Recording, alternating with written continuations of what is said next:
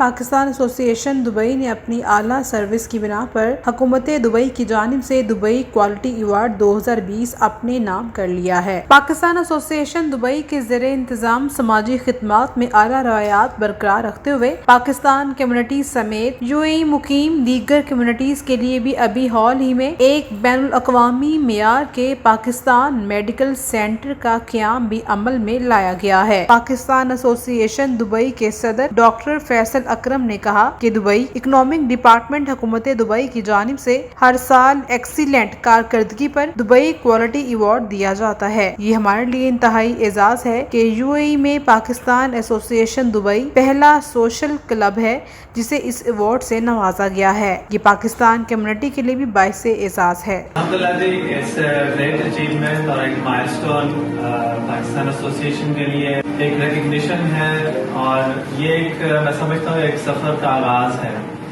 this is a first step towards excellence